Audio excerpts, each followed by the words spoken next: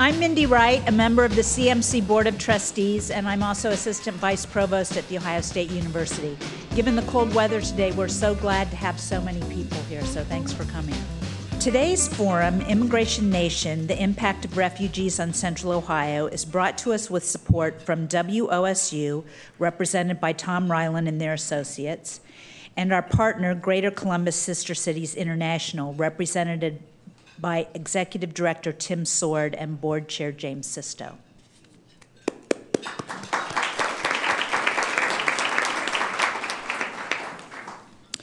As the discussion today will show, the refugee population in Central Ohio provides a positive impact to the community, both culturally and economically. Meanwhile, recent national debate has been about security mixed with the tenor of fear. We are a nation of immigrants, and for many good reasons we will continue to be. We have a rare opportunity today to learn more about the issues from those on the front lines nationally and right here in our community. So please welcome the Executive Director of Community Refugee and Immigration Services, Angela Plummer. Coming from Atlanta, the Deputy Director of Welcoming America, Rachel Peric.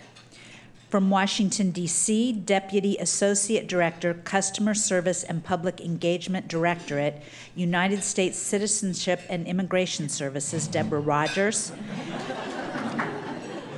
Case Manager for Community Refugee and Immigration Services, a former refugee from Bhutan who calls Columbus home, Jhuma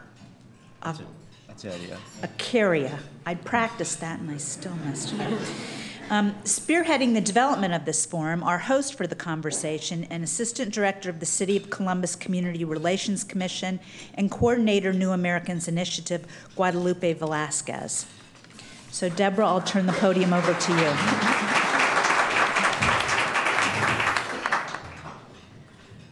Well, thank you, Ms. Wright, and you can call me Debbie. You can leave it. I also wanted to thank the Columbus Metropolitan Club for hosting us today. This is a great opportunity. I was asked to come to talk to you about why we admit refugees to the United States, because our agency, the United States Citizenship and Immigration Services, plays a critical role in that process.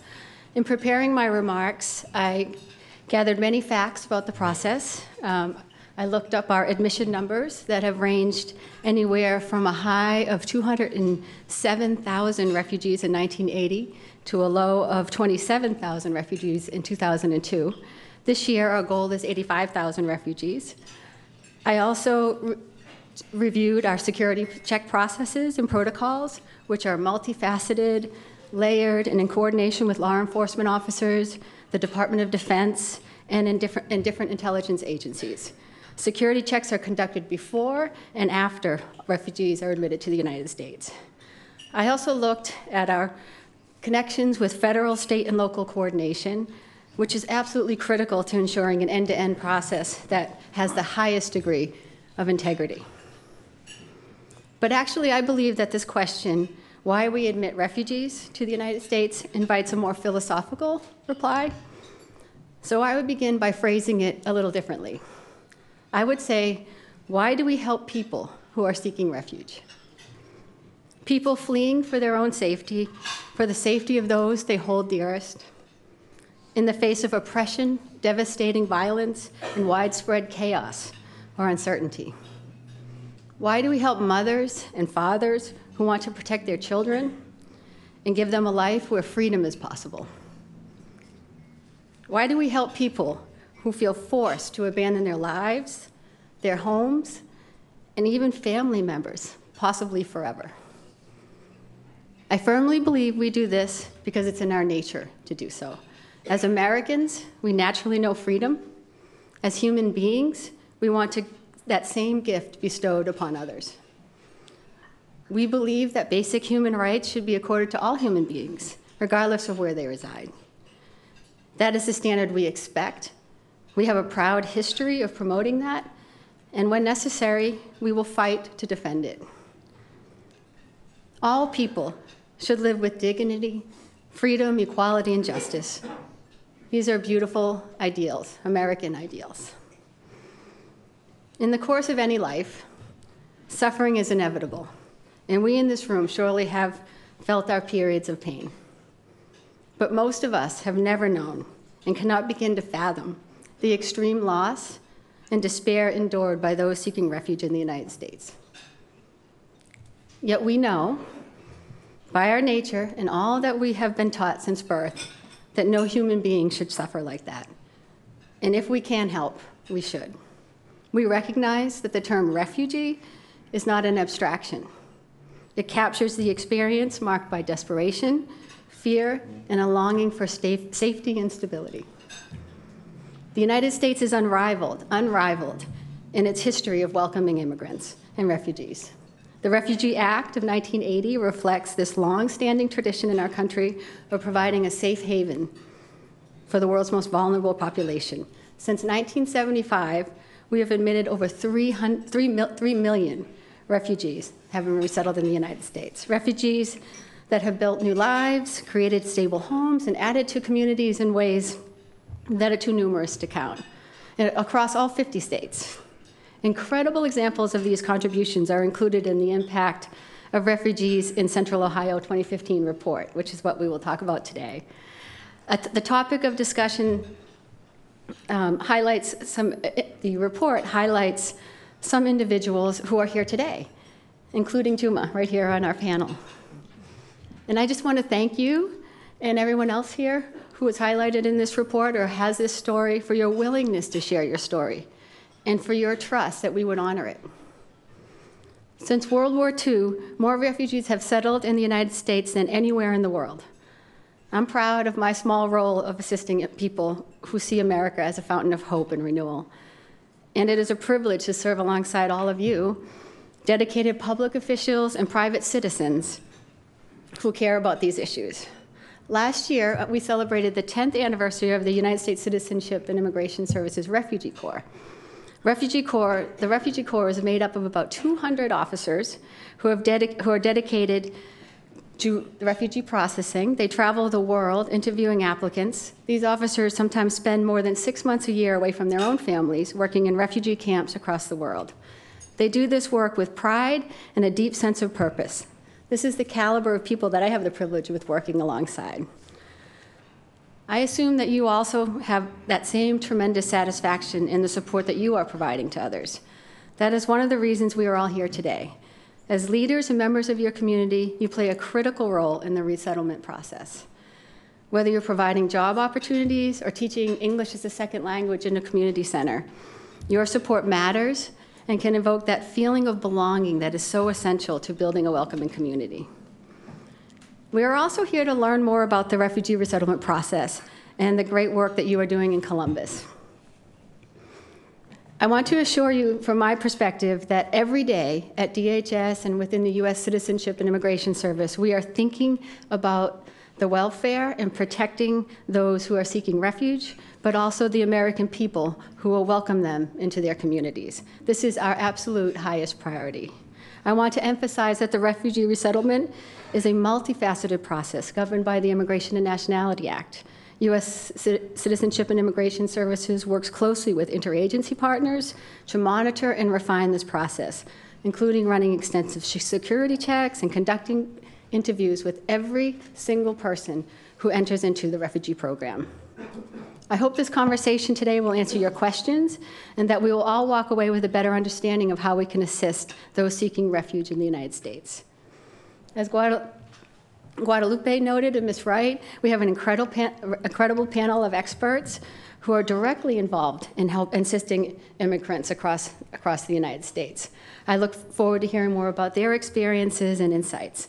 And I think it's a real testament to your community that all these organizations work together in partnership on this report. And finally, I just take a very short moment to introduce some of our staff from USCIS. We have Jackie Guevara, who is your local community relations officer here in the greater Columbus and in Cleveland, actually for all of Ohio. And Jennifer Kylan, who is the regional coordinator for community relations. Please, I welcome you to please come and talk to both of these women after the panel and talk about how we can do further engagement with the community. Finally, as Americans, despite the uncertainties and fears of our time, we have an incredible capacity and desire to care for others. I see that every day. We are hardwired to be optimistic, generate hope, and to pass it along to others. In closing, I would say we provide for those seeking refuge because we can. And it is a real honor to be in a room full of people who care about the welfare of our newest immigrants. I just want to thank you for inviting me here today, and thank you for caring and demonstrating that in your actions. Thank you.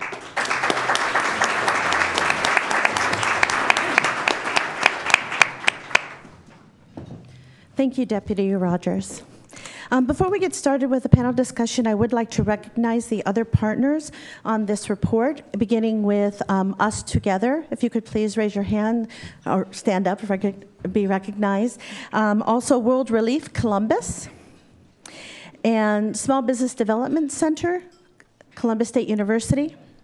My colleague, Abdi Sofe from the New Americans Initiative, the City of Columbus Department of Development, the Authors and Research Organization, Community Research Partners. Would you please stand and be recognized? Thank you. And also our photographer, internationally known Tariq Terry. Thank you all.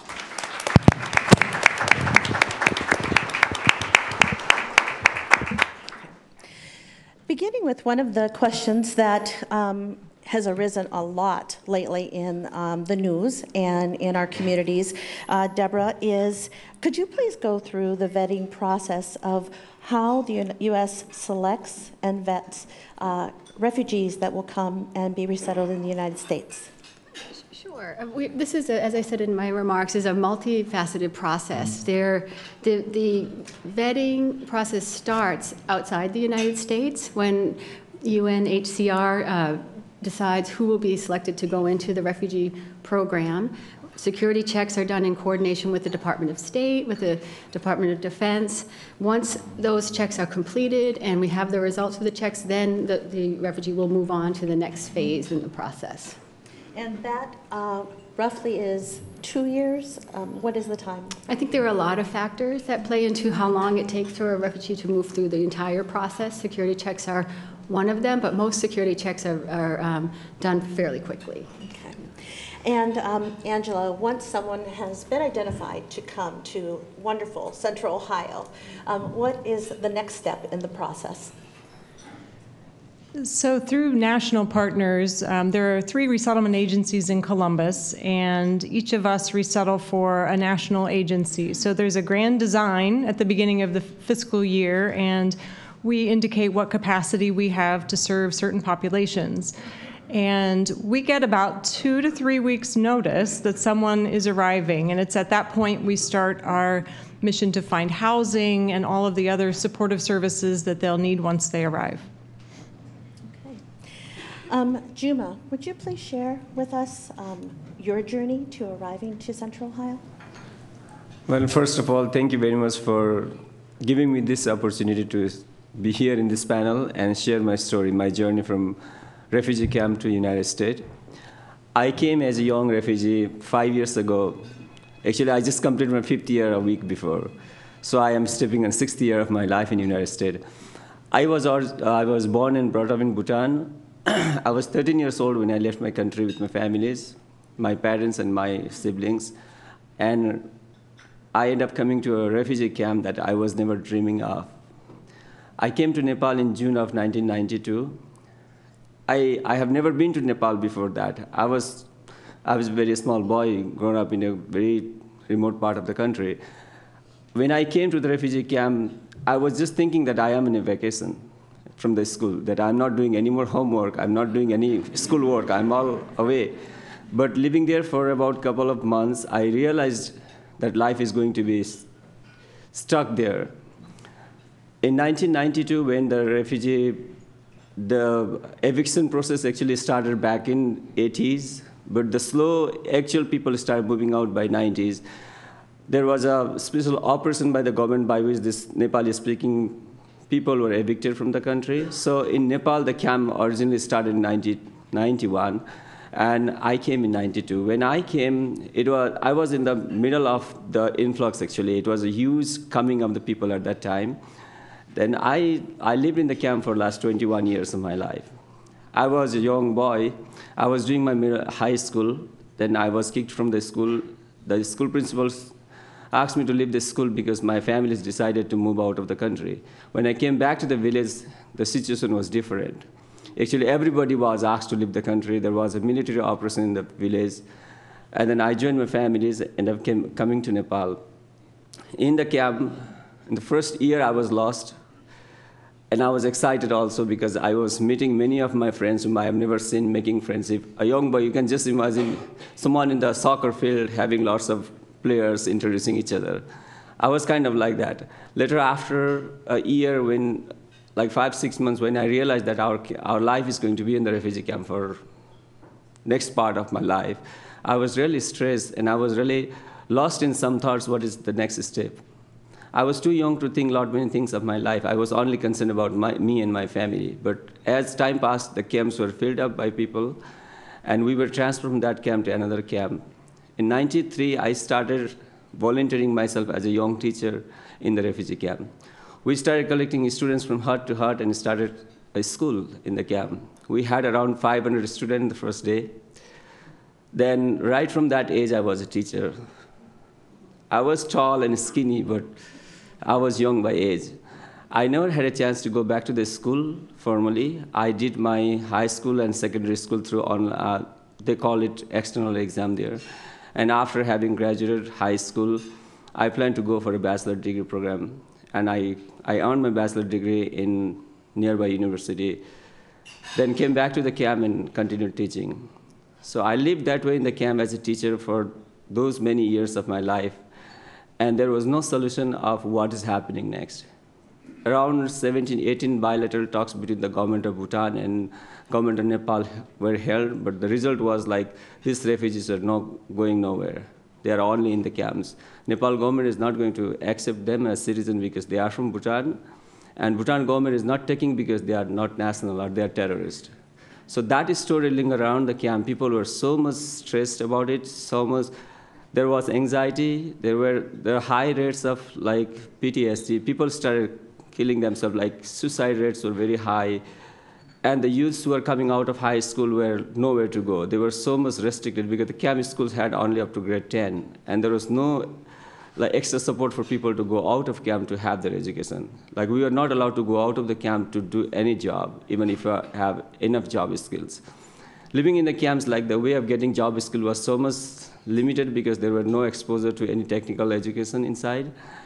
And the only thing that we have in the camp was a regular high school. We call up to 10th grade high school back there. Then I thought that living in the camp was not a virtual excellent idea. Then I decided to move out of the camp, leaving my family in the camp. I went to the western part of Nepal to teach in a school because I have a long teaching background. But I was deported back to the camp saying that I was a refugee. That hurted me a lot. Then I decided, well, am I going to be a refugee for the rest part of my life? What is the option? Thereafter only, I was around 24 years by then. There only I started thinking, well, where is the step? Where is the step to go ahead? How can I remove the tag of refugee and become a citizen of one country? That slowly started getting, piercing me inside. What should I do? It's not only me, it is more than 100,000 refugees in the camp. Everybody has the same feeling. If you try to go out and get a job, you'll be deported back to the camp. They will put you in the truck and deport to the camp. So then, after having that thought, I was deported back to the camp. I went to the capital city of Nepal and earned my master's degree. I disguised myself as a Nepali citizen and started working back in a school. I taught. I was a high school teacher. Thereafter, I was promoted to a college. Then, after having a master's degree, I was teaching undergraduate student microbiology. In this time, the resettlement process came to the camp. The news of third country resettlement process came, and I was so excited to apply for that. But I've never. It is very simple to say that I didn't know about the United States. I know, but very little. I only know United States is a country in the world, a rich country in the world, but nothing more about life in the United States. And I even never thought that I'll be here one day. Others, I would have read a lot about it. Then, when I applied for the process, then only that started giving me a sense that, oh, you need to know about the place where you're going. So by and by, my time came to come to the United States. So when I came first it was a miracle to me. I have never taken an air flight in my life. So I was around 30 years old when I took my air flight first time in my life. And after coming here, the whole of my life as a refugee, refugee journey inside the camp and a little bit outside the camp was so much different than what I experienced coming here. I came to Rhode Island, actually. I was originally resettled by the International Institute of Rhode Island in the small city of Providence. There are a very small refugee population there. Nepali, I think Bhutanese-wise, there were 17 families at that time when I came. And I was so warmly welcomed by the local community church. And we had a sponsor, a 34 members group sponsor for us. And they started tutoring us, tutoring our kids, and helping us to get more to the United States life. And I went to the resettlement agency, got my ESL classes regularly, as every refugee has to do, and started getting my benefits. In due course of time, after 2-3 months, I applied for a job, and I was hired as a housekeeping staff in a hotel. I worked in the hotel, in the hotel for working about probably a month or so. When I was given my own schedule, I have to work all by myself. I was pulling my cart, and the hotel has a wall all filled with mirrors. And I saw myself pulling that cart, sweating like a coolie. Then I realized, well, Jhuma, you made a wrong decision coming here. You were a professor back there. You used to teach undergraduate students. You had a very high profile there. Now you're pulling this cart, sweating like this. Are you going to end up your life like this there? It really brought, I literally cried in front of that mirror. Then it was a lunch break. I was sitting on the staircase. My supervisor found me, and he asked me what is wrong. And I said, there is nothing wrong. I'm just taking rest. He just wanted to know more about me. He took me to his room, and I literally cried in front of him, saying that it's so heavy work for me. I cannot put this 200 pound of load on the cart every day. It's too much. I've never done this job in my life. He opened a small door for me. He said, well, this is a beginning. You are in a different country. Well, you were a professor back there, but you are in a different country. But maybe this is not only the job that you're going to do. You'll have so many doors tomorrow open for you.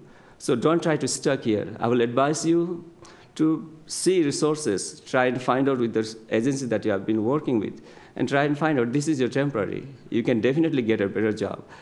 I went back home. The tutor who used to tutor my nephew was there, and I told her the same thing. She actually read from my mind that I was not happy like before. And she took me next day to a community college. She enrolled me for a teacher assistant program. Then I started taking my class right after the job. I used to go to the college, get my class, come back home at 11, do that regularly for 40 weeks. I completed my training. Before I completed my training, I was hired in a school. Then I saw the next tour was better than the first tour. Then after that, I was also a liaison person between the Refugee Resettlement Agency and the community that was coming. So I feel more and more comfortable with getting life started. The starting is always tough, but as you start, the steps in front are very welcoming. Then I decided to move to Columbus because I had many of my families and very wonderful friends like Taradung and Tomoru. And then I came here. I felt like Ohio is far more welcoming than Rhode Island, particularly Columbus. Jhuma, thank you so much for sharing your story. And if we could also talk with Angie, if you could share a little bit more about, again, the work that you do in terms of the deeper work as far as integration and sustainability. Well, I think it's pretty evident from Jhuma's remarks. He is symbolic of so many of the refugees and immigrants. I see Waleed nodding, another person from our report, and I know there are others of you in the back, that these are people who want to be part of our community. Our work as resettlement agencies is to give them a start, to try to give them the tools they need so that they can rebuild their lives. And so that in the initial stages is finding housing, getting them, as you heard on the film, English language barriers are a big obstacle, but helping getting them that kind of training.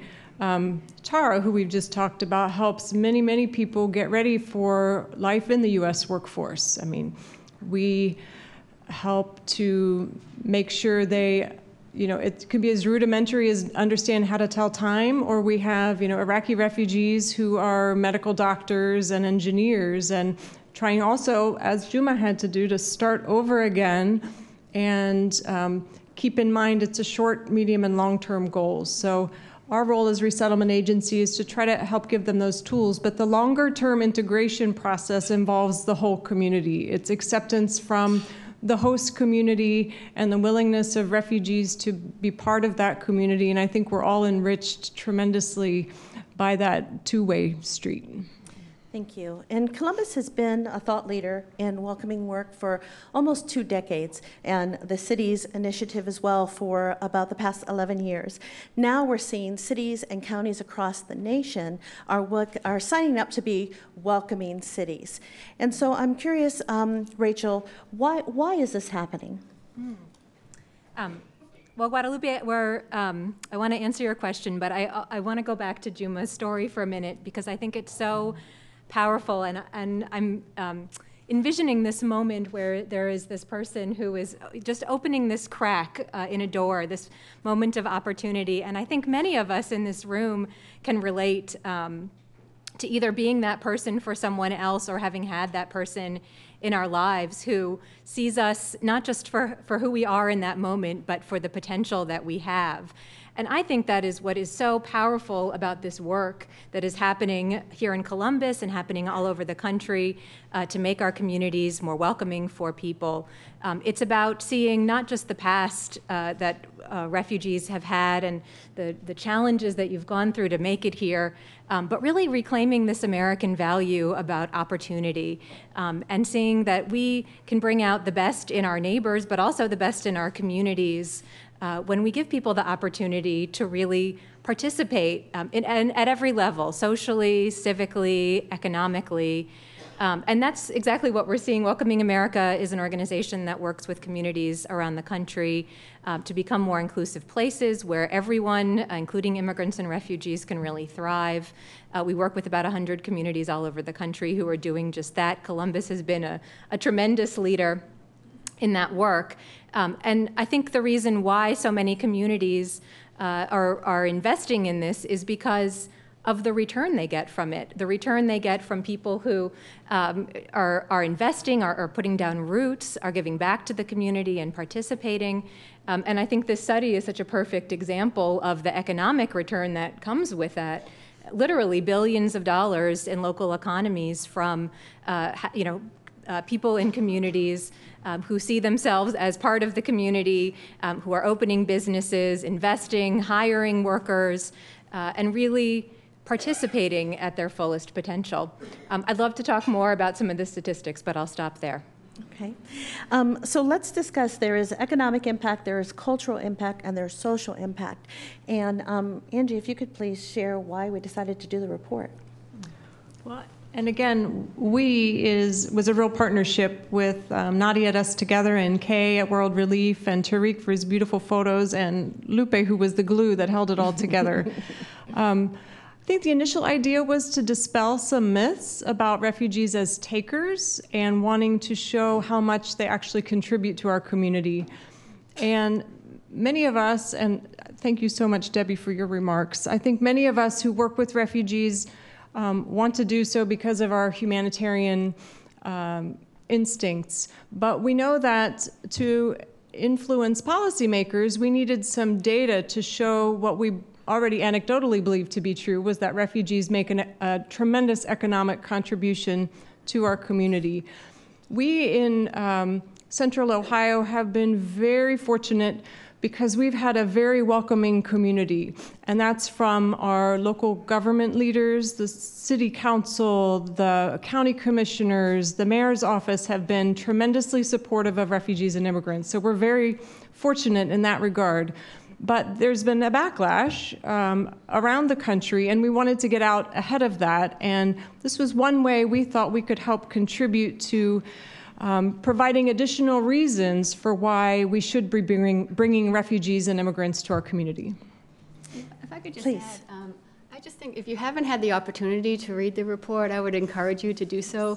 You know, there's so many reports out there that are so hard to understand, they're so academic, but this has the rigor, the academic rigor, but it also is so approachable, as plain language, and they also have these incredible testimonials that really bring this report home. And I would just, if you haven't had the opportunity to do it yet, I would highly encourage everyone to read it. It's not a daunting document at all. It's a very approachable report. And I don't know how you access it. Is there a way to access it on the web or?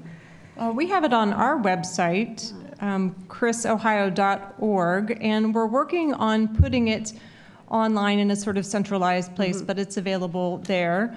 Hard copies are coming, I understand, additional copies. And you can find it on the website of Us Together, the City of Columbus, World Relief, and community research partners as well. Diving a little deeper into the why, especially with the rhetoric that has been, national news, the question comes up often from individuals, so why do I need to be a welcomer? What about me?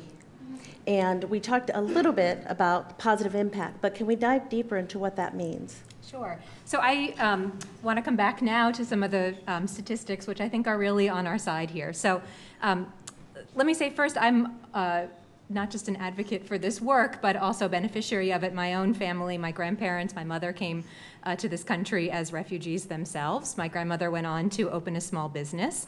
That's not an unusual or surprising story, and it's one that continues to play out today. And in fact, there's some great research that was done recently by David Kallick with the Fiscal Policy Institute for an organization called Council of the Americas, which found that all of the growth of Main Street businesses, these are the sort of bread and butter businesses that are revitalizing downtown corridors, bread and butter businesses that many of us go to every day.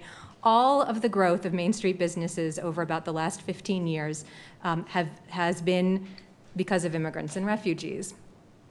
And in places like Columbus, about 30% of your own Main Street businesses here are immigrant and refugee run. So this is a huge contribution just in small business, just in one area of our economy, to the tax base of communities. So we see a lot of communities wanting to reinvest back into that because there's an obvious economic return in taxes and also in workers that are employed in that. But we also know that there are a lot of other reasons why welcoming communities are more economically successful ones. And I'll give you a couple of examples. In Atlanta, the mayor started about a year and a half ago a Welcoming Atlanta initiative. And the reason that he did that was twofold. One, it was for him part of the continued moral legacy of the city, a city that has had a deep history of civil rights, but it was also for economic reasons. He knew that employers there, employers who have since become very involved with that initiative, the Coca-Cola Company, Georgia Power, our largest utility provider there, were looking to attract and retain global talent. They wanted to know that when their employees came to Atlanta, that they would feel welcomed there, that their kids wouldn't get bullied in school, that they would feel valued part of the community.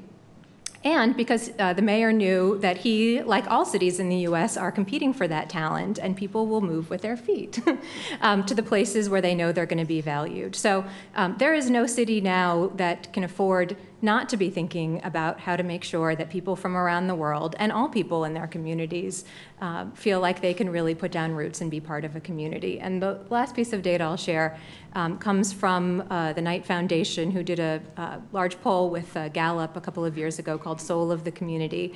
And they looked at what is it that keeps people in communities? What is it that attaches people to want to stay and keep investing back in a community? And they found three things consistently all across the country. And one of those three things was openness, how welcoming a community is to different people of different backgrounds.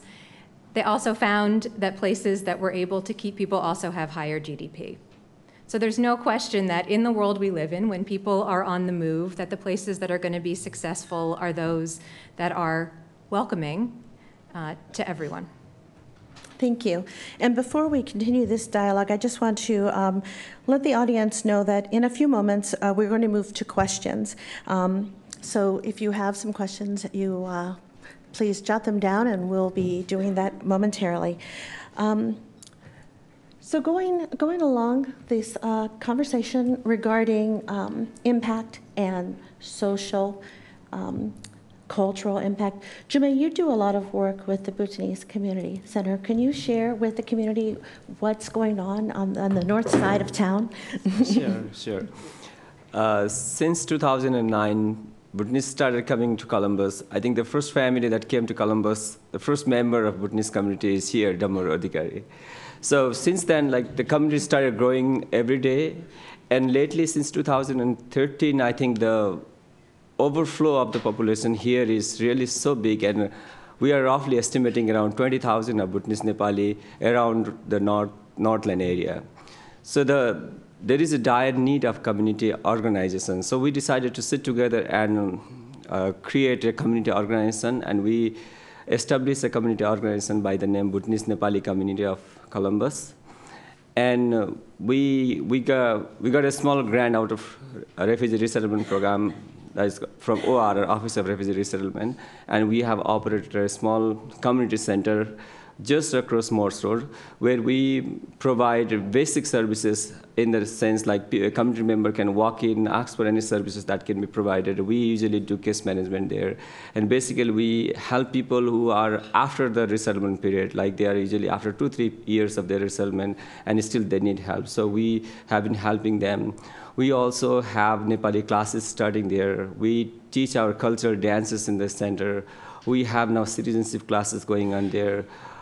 We also have youth leadership, awareness program, and this all basic activities are going on in the community centers. If anybody is interested to volunteer that time and come and see what is going on, you're more than welcome to come there. We are just to the opposite side of Job and Family Service Building.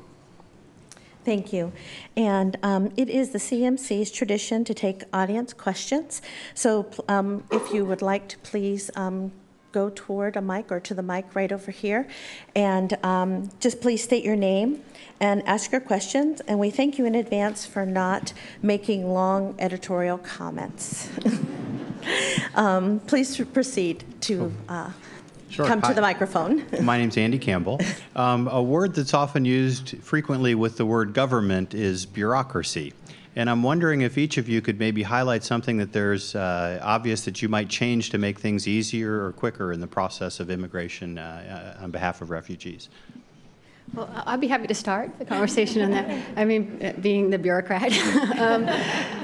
Something that we work very hard at U.S. Citizenship and Immigration Services is to try to make our information approachable. We've worked over the last couple of years, especially on a whole new initiative on how we put information out on our website and in our brochures. I talked about plain language to make sure that the information is accessible, because what we want most is for customers and people to come to us for information as a trusted source where you can get the right information, you know what the next steps are in the process, because the immigration law is incredibly complex. Any immigration attorney in the room would attest to that. And we want to make sure that people get the right information they need so that they can go on to the next steps in their immigration process. Another tip. And we work very closely with our partners in the community to make sure that we test our information with the partners in the community and with the immigrants themselves so that we know that the information is accessible. Oh, a wish list. I can think of something I was dealing with this week. So there is a process to bring refugees, and almost everyone has to go through DNA testing. So you have one system that's doing DNA testing. Then you might have somebody using another federal system that would also require DNA testing, and the two systems don't speak to one another. So I have a refugee who's already paid for DNA testing, proves she's the mom, and there's another process they could come more quickly, and now they're being requested to do DNA testing again and pay again because this agency won't honor this agency. So we see things like that that are extremely frustrating, and if you imagine this is a mother of a bunch of small children who's working a couple jobs, and to ask her to pay another $800 for DNA testing. So that's frustrating. That's bureaucracy. And that is really why we need to work so closely with the community. Our office is the public engagement office, and we often find issues that we don't think anything, we think this is fine the way that we rolled this out, and then we hear from the community, but you didn't understand the unintended consequences for that. So these kind of forums and this kind of communication really helps us refine our process. And speaking from the city government, to me, the formula is commitment on both sides, right? The organizations that serve the community and the government bureaucracy, communication and collaboration.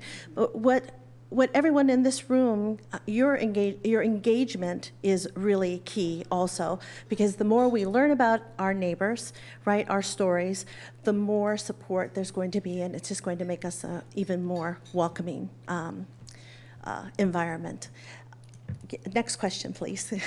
Hi, I'm Bill Lafayette, owner of Regionomics, and I've always been impressed by the tremendous flow of energy and talent that these folks are bringing to our community. And I'm particularly interested in knowing how, what are some of the initiatives that help these folks get integrated into our local workforce? Well, I want to merge my answer to that question with the previous one and say, we often use this analogy of a new person coming into a community like a seed being planted into new soil. And what makes that seed able to grow into a flourishing garden is that we're able to provide some water, which can be things like English classes or job training in the case of workforce integration, but also that we have a fertile soil. And what makes that fertile soil is the work of government, but also the work of the private sector, of philanthropy, of everyday residents, neighbors in a community, to reach out to their new neighbors and say, hey, you're welcome here.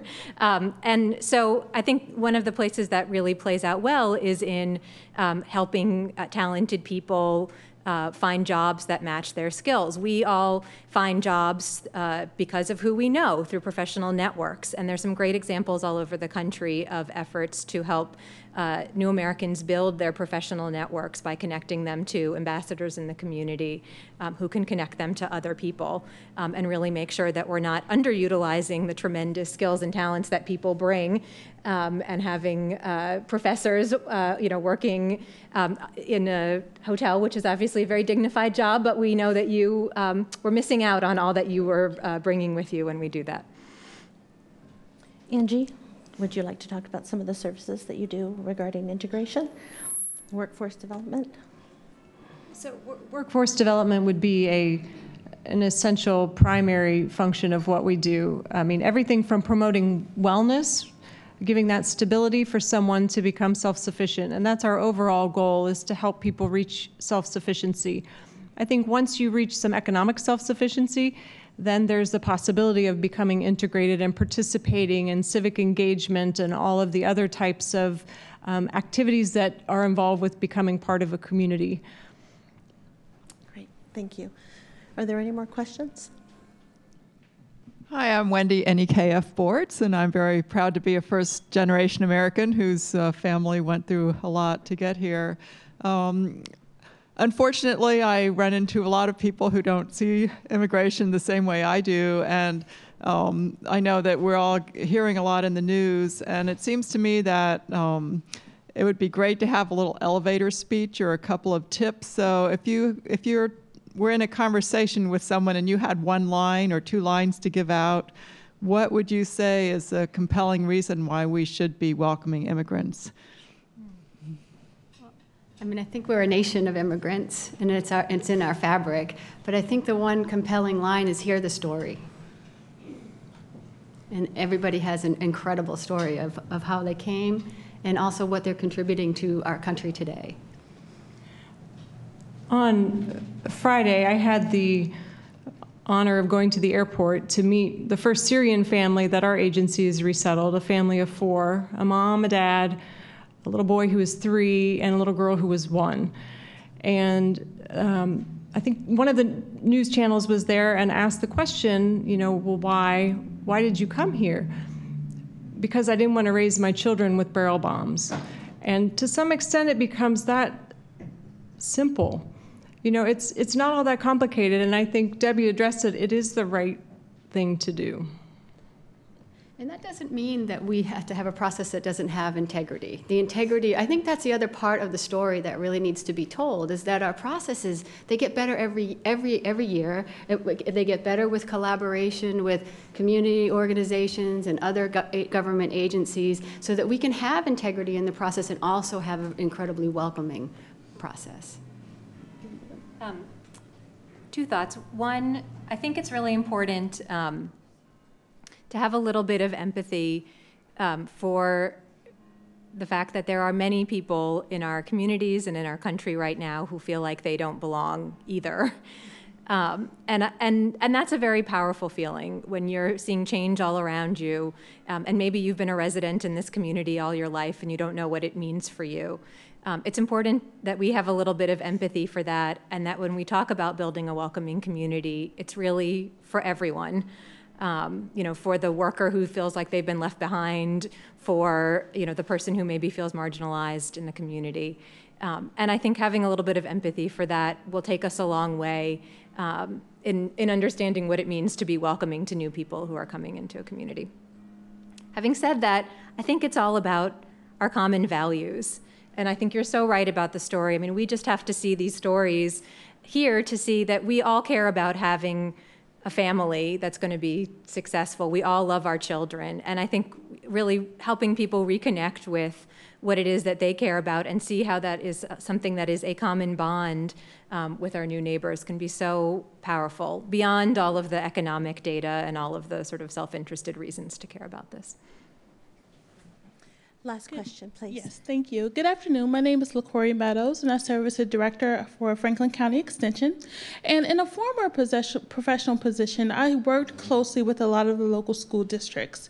And through my research and direct connection with them, one of the things I found really beautiful was that there are so many different languages spoken within the school districts. And the reason why I chose the school district that my daughter is in is because of the diversity there. So can you speak a little bit about the work that you do to help school districts to learn how to best work with young people that are coming to the United States, and how does that integration work, and what are you guys doing? Well, at the national level, we work very closely with the Department of Education so that we can share resources with them about new immigrants and refugees, so that we all have the same information to work with. And then we also meet with them and partner with them to figure out what do the actual schools need at the local level. So that at the national level, there's a lot of coordination between agencies. I would say at the local level, there are small numbers of resources. I know Nadia has a program, and we've had a program that worked as a liaison between parents and the schools, because there's a lack of familiarity of how the school system works, and just to be that bridge between school and home, sort of a home-school liaison. First of all, I love your comment, and I think it all starts with seeing that the diversity in the classroom is an asset. So that's number one. I think we've seen a lot of programs around the country that focus on teachers and making sure that teachers are really prepared to work with English language learners and really have the support from their school systems to be able to do that. And also working with parents. One of the most powerful civic organizations we have are PTAs, and making sure that parents feel welcomed in PTAs and are able to get involved in their kids' education sometimes can be just a simple act of inviting parents into the school and making things accessible in their language and building that bridge. Now we have one last question. Dick Meyer, retired OSU professor. While we're feeling good about ourselves today, thinking of the welcoming nature of the Columbus community, I understand that there's tromping around in Iowa and New Hampshire some people who find that there are skeptics out there, or maybe they're creating skepticism out there about our ability to protect ourselves. Tried to understand the process myself by going to a couple of websites, found that it's about a 21-step process of securing information about people. It sounded very good, made me feel very good, and then I started thinking about it.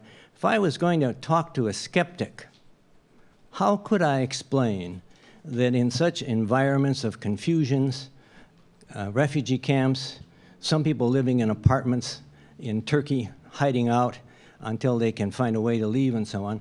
How can we get really good information about people to evaluate them, to sort out which are greater risks and which ones are lesser risks? Thank you.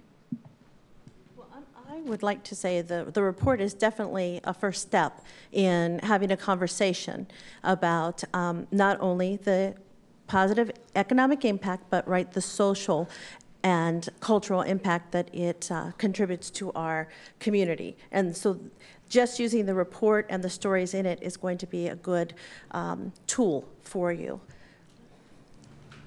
And I would say, again, from the national perspective, is that it's about having the facts. It's really about laying out the information to really show how much interagency coordination goes on in this process, how purposeful the process is, that there are many, many steps, and we get, I think, better every day, not just every year, on sharing information, communication, and coordination. And if we can do that, then I think that you're never going to convince everyone that this is the right thing to do. This is America. We have lots of different views and values, but knowing the process, I think, helps people to keep people informed of, and then we can have a conversation about it, a civil conversation about the issues. And I think it's good to keep in mind that if there is any doubt, then the case will be denied. And you look at the very, very small numbers of Syrians who have entered, for example, and that's part of the reason why, because they are not going to be passed through and not going to be approved until there's a real comfort level with who's been vetted. And I think it's important to have the conversation, have the debate. It doesn't have to be it doesn't have to be one way or the other. It can be and in both. And again, engagement, inviting people over for dinner, having a cup of coffee, to have these conversations with our neighbors here in Columbus, in Central Ohio, is going to help. Let's not shy away from having the conversation. Can we recognize the refugees in the room?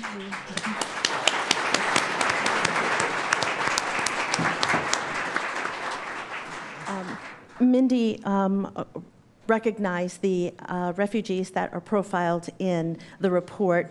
Could we just take a moment and have them stand, please? And please take an opportunity to come up to them after the luncheon and speak with them. So if you are featured in the report, could you please stand and be recognized?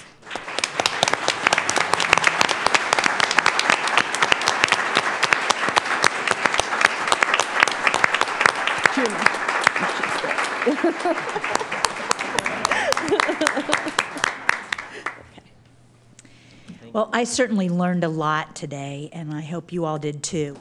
You can view and share today's forum and all of our forums on CTV Columbus Television, on WOSU and PBS affiliates statewide, through the Ohio channel, and anytime on CMC's website via YouTube.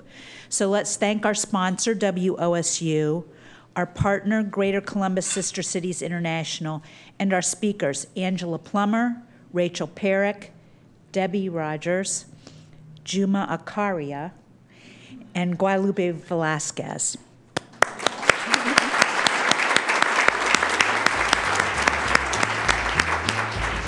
And thanks to all of you for being here. We look forward to seeing you again soon.